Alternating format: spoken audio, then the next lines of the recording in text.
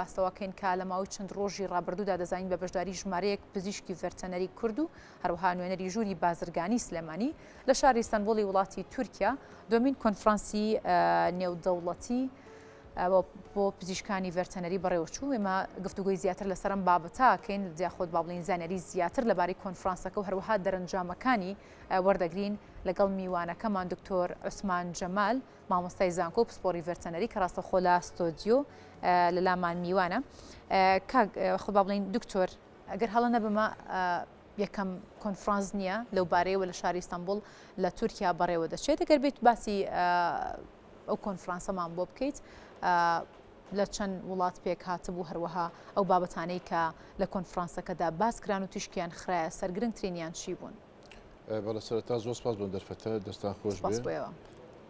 ڕاستەکە کۆنفرانسەکە دووەمین کۆنفرانسی نێودەوڵەتی پزیشکی ڤێتەنەری بوو لە شاری ئیستانبوڵ.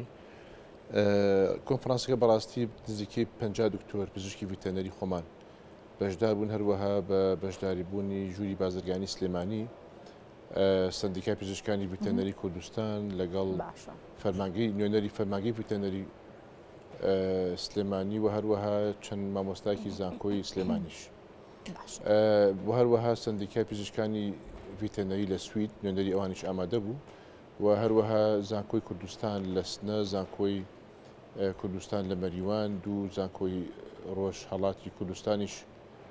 ئامادە بوون کە بریتیمون لە دوو مامۆستای زانکۆ، ئەوانش ئامادە بوون وەکو کۆماری ئیسلامی ئێران. باشە. ئەو کۆنفرانسە با بڵین گرنگترین و بابەتانی کە توشکی خرایە سەر لە کۆنفرانسەکەدا چی بوون؟ بەڵێ ڕاستی کۆنفرانسەکە توانین بڵین 5 تەوەری گەیان، توانین بڵین هەموو بەشەکانی زانستی پزیشکی ڤێتەنەری گرت. یەک لەوانە ئێمە ڕاستەکەی یەکەم جار بوو کە لە کۆنفرانسێکی ئاوها تیش بخینە سەر پەرێبێدان یان کێشەکانی سامانی ماسی کە لە کوردستانی خەریکە پەرە ئەستێنێ. بەشێکی تر لەوانە تیشمەخستە سەریان بە بەشداربووی هەندێک پسپۆری تایبەتمەند تیشمەخستە سەر کێشەکانی هەنگەوانی لە کوردستان، کێشەکانی نەخۆشیەکانی بربەستەکانی چین، چکەویش بەڕاستی لە تەشە نەسەدنایە و لە گەشەکردنایە. بەشێکی تر لە کۆنفرانسەکە تیشمەخستە سەر گرنگی کێشەکانی نەشتەگەری ئاژەڵ گەشتۆتە کوێ، هەروەها کێشەکانی نەخۆشیەکانی بڵین مەڕ و مانگا و بزن، و لەگەڵ ئەوەشە کێشەکان و نەخۆشیەکانی پەلەوەر، یعنی توانین بڵێ هەموو تەوەرەکانی زانستی پزیشکی ڤێتەنەری لە نەخۆشیەکانی پەلەوەرە، سابانی ماسیە، هەنگەوانیە، مەڕ و مانگا و بزنە، هەموو ئەو ئاژەڵی جوانی، هەموو ئەمانەمان لە خۆ گرت و دواتر بە شێوازی سمینار و بەش محازەرە تاوتوێ کرا و دواتر کەوتە بەر گفتوگۆکرد و پرسیارکردن. باشە. دکتۆر گرنگی بەشداریکردن لەم جۆرە کۆنفرانسە خۆ سازدانی ئەم جۆرە کۆنفرانسانە چیە وەها دەرەنجامەکەی چییە بێت؟ ڕاستەکەی ئەگەر بینە سەر گرنگیەکەی چییە؟ ئەتوانی بڵین یەکەم ڕەهندێکی زانستی هەیە. ئێمە 50 پزیشکی ڤێتەنەری لەگەڵ چەند وڵاتێکی تر ئاوێتە ئەبین قسە ئەەکەین، ئاڵوگۆڕی زانیاری ئەەکەین، ئەمە خۆی لە خۆی ڕەهندێکی زانستیە. من بزانم سامانی ماسی لە ئێران چۆنیە، لە چه ئاستێکایە، ئەوان بزانن نەخۆشیانە کە لای ئێمە هەیە. بۆ نمونە زانکۆی دیجلەمان لەگەڵا بوو لە تورکیا، ئەوانیش بەشدار بوون تەندروستی نوێنەری تەندروستی ئیستانبوڵ لەگەڵمان بوو، ئەو نەخۆشیانە کە هاوبەش لە نێوان مرۆڤ و ئاژەڵ، بۆ نمونە هاری سەگ تیشخرایە سەر نەخۆشی هاری سەگ، تیشخرایە سەر نەخۆشی کرمی جگەر لە تورکیا لە چه ئاستێکایە، لای خۆمان لە چه ئاستێکایە. ئەم ئاڵوگۆڕی زانیاریانە بابەتێکی زۆر گرنگە بۆ ئێمە، بۆ کە بزانین کێشەکانی ڤێتەنەری لای ئێمە هەماشتە لە ئێران، لە ئێران هەماشتە لە تورکیا، لە تورکیا لە کوردستانی خۆمان ئەمانە چۆن لە چه ئاستەکان. ڕەهندێکی ترمان هەیە بەڕاستی ئەمە ڕەهندە زانستەکەیەتی، ڕەهندێکی ترمان هەیە ڕەهندە کۆمەڵایەتەکەیەتی، یعنی پزیشکی ڤێتەنەری هەیە بەهۆی سەرقاڵی بە کلینیک و بە زانکۆ بە دەوام و شتێوە ڕەنگە ماوەی ساڵێکە 2 ساڵە هاوڕێکی نبینی بێت، ڕەهندی کۆمەڵایەتی تیاتی کەڵابنەوە ئەحواڵێک تێ بستن. ڕەهندێک ترمان هەیە ڕەهندی گەشتیاریە، یعنی تۆ لە سترێسی ئیشکردنەوە ئەچی تۆزێک لۆدێک لەسەر خۆت لابێ، ڕەهندی گەشتیاری هەیە، ڕەهندی کۆمەڵایەتی هەیە، ڕەهندی زانستی هەیە. ڕەهندێکی تری هەیە کە بەڕاستی ئەوەش ڕەهندێکی نەتەوایەتیە، یعنی پزیشکانی ڤێتەنەری هەر چاپارچە لە کۆنفرانسیا کۆکەیتەوە و کۆمەڵێک ئاڵوگۆڕی زانیاری ئەەکەی، کۆمەڵی ئاڵوگۆڕی کێشەی کۆمەڵایەت ینی کۆمەڵێکینی هەیە هەر چاپاچەکە لە کاتیا کۆبنەوە ئەویش ڕهندێکی نەتەواتی تیا ینی هەست بە نەتەواتی ئەەکەی هەر چاپاچەکە لە کاتێک کۆبوونەتەوە لە بواری پیشەیەەکە لە بواری پسپۆریەکە کۆبنەوە گەنگەشەی کێشەکانیانەکەن باسی خۆیانەکەن باسی ئیشوکاری خۆیەکە هەر لەسەر ئاستی سلێمانی بڵین پزیشکانی ڤیتەنەری سلێمانی بۆ نمونە ئەم کلینیکی پزیشکی ڤیتەنەریە لەگەڵ ئەم کلینیکە لەوانەیە بەهۆی سەرقاڵی کاروبارەوە ئەگان لێکتی نەبێت ئەم چ دەرمانی بەکارهێنی ئەم چ دەرمانی بەکارهێنی ئەم ڕێگایکی تازی بیستووە یان خوێنوێتیەوە بەکاریهێنی ئەم نەیزانی و ئەو ئاڵوگۆڕانە بەڕاستی کارگەریکی زۆر باشی هەیە بەرەو پێشخستنی پیشەکە. باشە دکتۆر بۆچی بیر لەوە نەکراوە کە بۆ ئەم ساڵە و کۆنفرانسە بهێنرێتە هەرێمی کوردستان بکرێت باس لە هەندێک ڕەهەند کرد ئەو ڕەهەندانە لەسەر هەرێمی کوردستانی جێبەجێ نەبێ بەڕاستی دای کوردستان کار چییە؟ هۆکارێکی بۆ نمونە هەندێک بۆ ئەم ساڵ دوو فاکتەر هەبوو فاکتەری یەکەمیان 47مین کۆنفرانسی جیهانی هەنگەوانی هەبوو لە ئەستەمبول کۆنفرانسی زۆر گەورەی جیهانی بوو لەسەر هەنگەوانی و هەنگوین و نەخۆشەکانی هەنگ ئێمە بەڕاستی بە دەرفەتمان زاوتمان دوای کۆنفرانسان تەنها کۆنفرانسی نەبوو دوای دوو ڕۆژ لە کۆنفرانسەکە بە هەلەکەمان بە دەرفەتێکی باش زانی کە لە هەمان کاتێ بەسپاسەوە کۆمپانیای گۆڵفش سپۆنسەری وەرکشۆپێکیشی کرد بۆ 30 هەنگەوانی نمونەی کورد کە لەوێ بەشدار بوو کوردی باشوور کە لەوێ بەشدار بوون لەو کۆنفرانسە ئەمە جیا لە کۆنفرانسەکە بەڵە کۆنفرانسی وەرکشۆپێکی ترمان ساز کرد بۆ مامۆستایانی پسپۆری هەنگەوانی بۆ پیشەوەرانی هەنگوانی و هەروەها مامۆستایان زانکۆی زانکۆکانی خۆمانی کوردستان لە ئامانجەکەەوە بوو تێکەڵبوونی بوومان تێکەڵکردنی بوارە زانستە ئەکادیمەکەی پێ لەگەڵ زانستی کێڵگە ینی کۆمەڵ هەنگاوانی سەرکەوتوی کورد هەیە کە زۆر سەرکەوتووە ئەزمونێکی زۆر باشی هەیە بەڵام ڕەنگە هێشتا پێویستی بە هەندی ئەزمموی ئەکادیمی هەبێ لە وەرکشۆپە ئاڵوگۆری زانیاریکرا ئەمان مانگەش کرد لە هەمان هۆڵی کۆنفرانسەکە بوو بە دەرفەتێکی زۆر باش وەرکشۆپێکی یەک ڕۆژانەمان ساز کرد بۆیان و ئەوەش هۆکارێک بوو لە هۆکارەکان کە ئێمە بۆچی چوینە ئەستەمبول و خاڵێکی تریش لە پشتی کۆنفرانسەوە بەڕاستی خاڵێکی زۆر گرنگی ئێمە لە هەندێک پزیشکی ڤیتەنەری خولیای ئەوە بوون ینی هەندێک زانکۆیتر ببینن هەندێک کلینیکی پزیشکی ڤیتەنەری تر ببینن هەندی ئامێری تازە بین لەوێ چۆنی پزیشکی ڤیتەنەری بەڕێوە چێت ئەو هەندێک ینی ئامانجەکان ئەو بکە بۆچی لە ئەستەمبول سازکرا. باشە دکتۆر توانرا هەموو ئەو پزیشکە ڤێرتەنەرانەی کە لێرە کلینیکیان هەیە بتوانرێت کۆ بکرێنەوە و بەشداریان پێ بکرێت لەو کۆنفرانسەدا یاخۆت لەسەر چەند ئاستێک چەندانەیە خۆ هەندێکتان لەو پزیشکانە هەڵبژاردو برتان. بەڵێ ڕاستەکەی وەکو خۆ دەزانی هەموو کۆمپانیا کە سپۆنسەری کارێکی زانستی بکات بە سپاسەوە کۆمپانی گۆڵفش کە سپۆنسەری ماکە کۆمپانیا عادەتەن کاری بازرگانی ئەوەی هەیە تارگەتی هەیە ینی ئەو پزیشکانە هەڵبژێرێک کە مشترین یانی کە دەرمانیان پێفرۆشێ بەڵام خۆشبەختانە لەم کۆنفرانسە بە سپاسەوە ئەو کۆمپانیایە ژمارەیەکی بەرچاوی هەبوو کە ئەمانە تەنها ئەوە نەبوون کە تەنها دەرمانەکڕن و پزیشکانی ڤیتەنەری بە شێوەیەکی باش هەڵبژێرابوون لە سنووری گەرمیان ئیداری ڕاپەڕین لە سلێمانی لە هەولێر لە دۆگیانی توانین بڵین هەموو پارێزگەکانی هەرمی کوردستانی تیا بوو بۆ ئەوەی کە ئەزمونەکان بگوێزێتەوە بۆ هەموو ناوچەکان بەو شێوازە بۆ هەڵبژاردننی شێوازی هەڵبژاردننی پزیشکانی ڤیتەنەری. باشە دکتۆر توانرا ئاڵوگۆڕی ئەزمون بکرێت لە نێوان هەرێمی کوردستان هەروها و وڵاتانەی کە لە کۆنفرانسەکەدا بەشدار بوون یاخۆت ئەو جیاوازیانەی کە لە نێوان بواری زانستی لە بواری سامانی ئاژۆڵ یاخۆ لە بواری ڤێرتەنەریە هەبوو لە نێوان هەرێمی کوردستان و وڵاتانی دیکە کە بەشدار بوون چی بوون؟ بەڵێ خۆشبەختانە ئامانجێکی تر ینی خاڵێکی زۆر گرنگ لەم کۆنفرانسە ئەوە بوو لە ماوەی ئەو دوو ڕۆژە ئێمە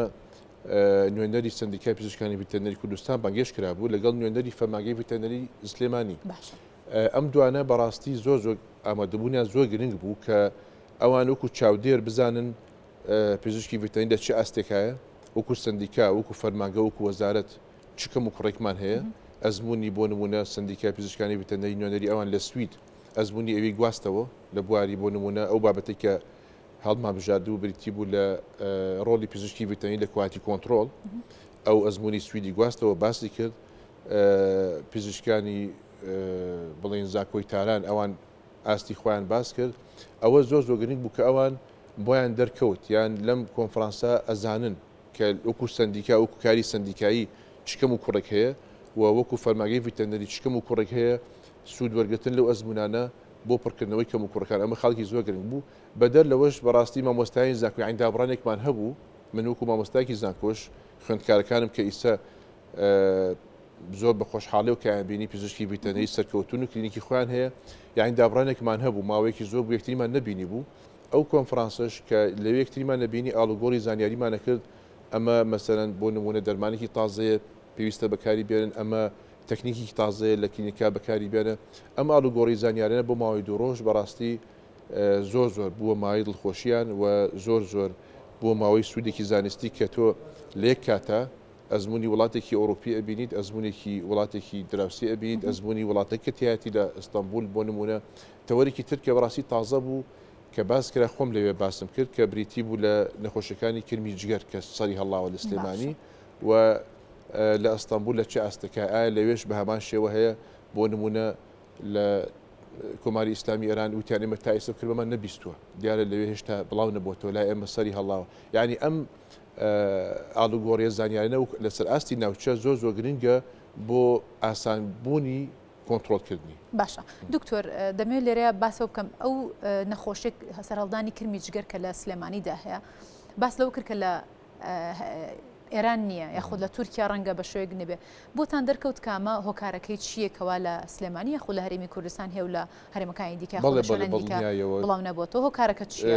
یعنی بڵین مناقەشێکی تێروتەسەل کرا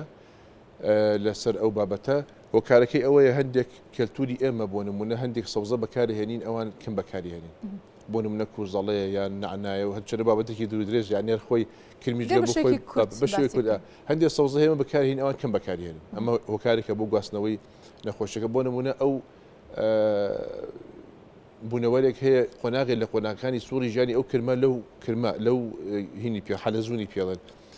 شەیتانۆکەی پێڵن شتێکی وایە بە کوردەواری ئەم جۆرە لە ئێرانە زۆر کەمە لای ئەمە زۆر زۆرە ئەمە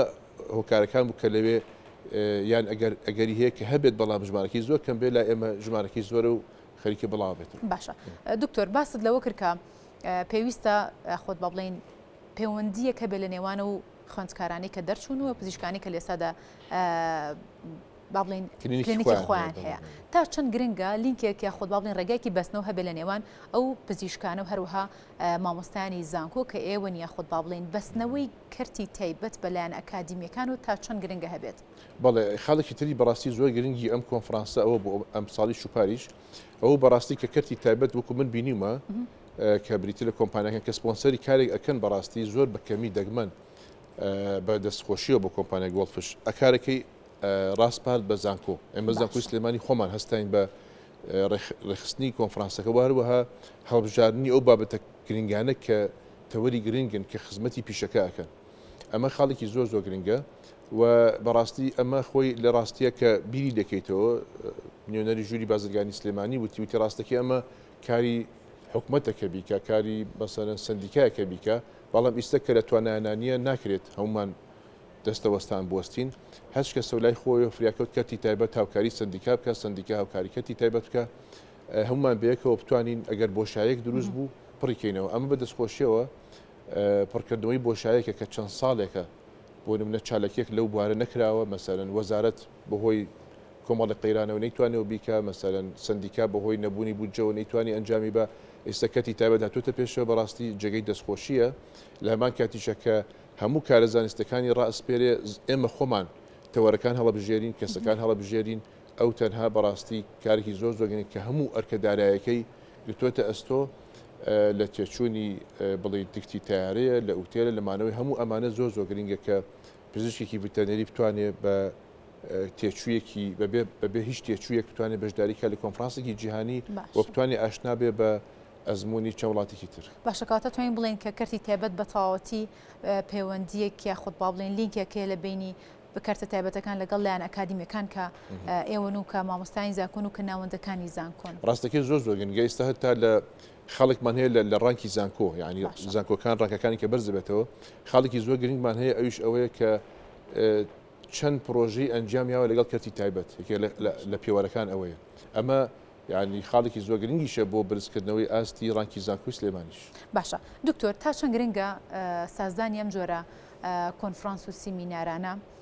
و تا چەند گرنگێک کە هەبن هەروەها تا چەند دەتوانێت خزمەت بە سامانی ئاژەڵ بکات لە ڕووی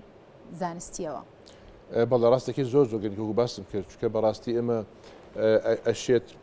دەرمانێکی تازە هەبێت لە ئێران من پێم نەزانی بێت ئەشێت نەخۆشیێکی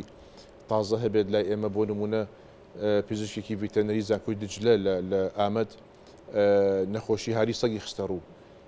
من بەڕاستی زانیاریکم نەبوو نەمەزانین لە تورکیا نەخۆشی هەر هەیە یان نییە یان چەندە ڕێژەکەی بڵاوە کە خستێ ڕوو ڕێژەکانی خستە ڕوو ساڵانەك ئەوان چەند کەسێک تووشی ئەو نەخۆشی ئەبێت. ئەمە بەڕاستی من کە بزانم لەسەر ئاستی نەخۆشیە پەتایەکان بۆ نمونە ئێمە لەم و پێشتر کۆرۆنامان هەبووە هاری سەگمان هەیە مەسەرەن لە ئاژەڵی مانگا و مەڕووبزنە FMDمان هەیە نەخۆشیدانکە ئەمان نەخۆشی ڤایرۆسین پێڵەن نەخۆشی ئەو نەخۆشیانە کە سنوورەکان ئەبەزێنن نەخۆشیەکە ڤایرۆسین هەوایی ئەگوێزنەوە ئەمە بەڕاستی زۆر گرنگە ینی بەڕاستی گەر بینە سەر شێوازە زانستەکەی پێویستە کۆمیتەیەکی هەماهەنگیش هەبێت لە بینی ئێمە و ئەوانە ینی ساڵانە ئەم پسپۆرانە دانیشن هەموو ساڵێ راپۆرتێک بەرزکرێتەوە بزانین ئەم نەخۆشیانە بۆ نمونە 5 نەخۆشی دیاریکەین ئەم 5 نەخۆشیە لە چه ئاستێکایە من بۆ نمونە من نەخۆشێکمان هەبوو لە مانگا نەمان بوو لە کوردستان دانکەی مانگا نەمان بوو لە تورکیا بۆمان هاتە ژوورەوە گەریمە پێشتر زانیاریمان هەبووایە کە لە تورکیا ئەم نەخۆشی هەیە نیشتەجێە ئەو کاتە ڕێگریمان لێکرد ئەمانوت ئێمە لەوانەیە بڕیارێک بدرایە گوێرەکە یان ئاژەڵ هاوردەکردن لە تورکیاوە بۆ کوردستان قەدەغمان کردای بۆ نمونە یعنی بەڕاستی ئەمە هەندانە زۆر گرنگن سەرەتا بۆ بەرگریکردن بۆ دروستکردنی هێڵێکی بەرگری بۆ کۆنتترۆلکردنی ئەو نەخۆشیانە کۆمەڵی ئەو نەخۆشیانە هاوبەشن لە نیوان مرۆڤ و ئاژەڵ بۆ نمونە هاری سەگە کرمیجگەرە ئەمانن هاوبەشن لێستادا نەخۆشێکی دیکە تای خوێنبەربوون بڵاو ئەگەری هەیە لە سنوورەکانەوە ینی یەکێک لەو ئەگەرانە کە بۆچوونە ئەو نەخۆشیە لە وڵاتێکی لە کاتی هاوردەکردنی ئاژەڵی دەرەوە لە وڵاتی بیانیەوە هاتبێتە ناو کوردستانە بۆیە ئەم خاڵانە هەمی بەڕاستی زۆر گرنگە بۆ ئاڵوگۆڕکردنی زانیاری بۆ لە کۆتاییە چۆن من بتوانم ئەم نەخۆشیە کۆنتترۆلکەم تا من نەزانم بۆ نمونە لە سووریا یان لە تورکیا یان لە ئێران چ نەخۆشیەک نیشتەجێ و سەر هەڵەیات من ناتوانم لای خۆم کۆنتترۆلکەم بە شێوازێکی باشە دکتۆر لەم جۆرە کۆنفرانسە یاخودەمە 2 ساڵ لە ئەستەمبول بەڕێوە دەچێت لەسەر هەمان بابەت و هەر ساڵە و دەگەنە دەرەنجامێک لە بەهۆی ئەم کۆنفرانسانەوە بڕیارە کۆنفرانسی لەو شێوەی دیکە لە هەرێمی کوردستان ئەنجام بدرێت یاخود لە هەر شوێنێکی دیکە بێت بەڵێ هەر لەوێ بووین هەندێک لایەن پەیوەندیان پێوە کردین کە بەسپاس و ئامادەیان دەربڕی کە سپۆنسەریش بکەن و ئاسانکاری بکەن بۆ ئەنجامدانی کۆنفرانسێکی زۆر فراوانی پزیشکی ڤیتەنەری لەسەر ئاستی هەر چاپارچی کوردستان لە هەولێر و بڕیار وایە کە کۆنفرانسێکی زانستیش بێت توێژی تازەترین توێژینەکانی تێوەرگیرێت و لوژنەیەکی زانستیشی بۆ دانرێت و لەسەر ئاستی هەر چاپارچی کوردستان بێت و ئەوروپاشی تیا بێت و ئەمریکا و ینی زۆر فراوان بێت کۆنفرانسێکی نێودەوڵەتی زۆر فراوانی پزیشکی ڤیتەنەری کە ئەوە ڕەنگە بێتە یەکەمین کۆنفرانسی نێودەوڵەتی پزیشکی ڤیتەنەری لە کوردستان. باشە زۆر سپاس دکتۆر عوسمان جەمال مامۆستای زانکۆ و پسپۆڕی ڤێتەنەری سپاس بۆ ئامادەبوون هەر سەرکەوتوو بن دووبارە بەخێر هاتی ماندوومان کردی.